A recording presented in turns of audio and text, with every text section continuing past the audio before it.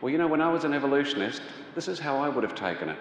If I'd said to somebody, you know, challenging the Christian, you know, mosquitoes have evolved resistance to DDT in only 40 years. Isn't it obvious that evolution is a fact? It's happening all around us.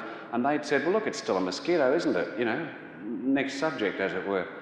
You know what I would have thought to myself? It's no point arguing with this person. They don't really understand evolution.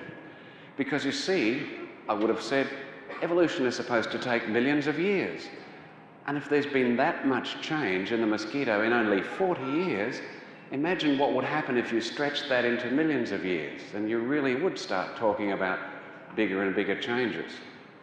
And so really what the issue is not the fact that there's change happening and that change is not big enough change. The issue is what type of change.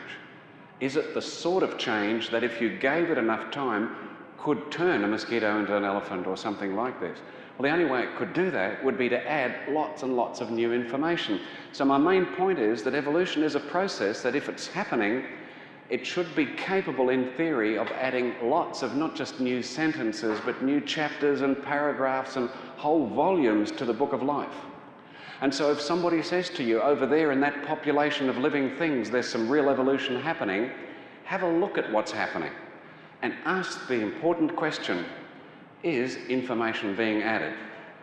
Because if the information is being lost, then of course no one can turn around and say that that change is the sort of change which, if you multiply it by millions of years, is going to go in the direction of particles to people and so on.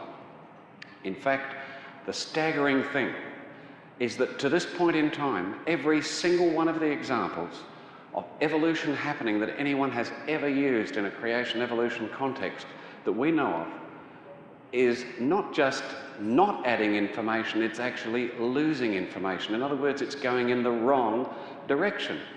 Now, don't get me wrong, that doesn't mean that proves that evolution didn't happen, but what it means is that it is illegitimate, totally illegitimate, to use that as an evidence that evolution is happening all around us, if by evolution, which is what most people mean by it, you mean the sort of change that is capable in principle of turning a frog into a prince and so on.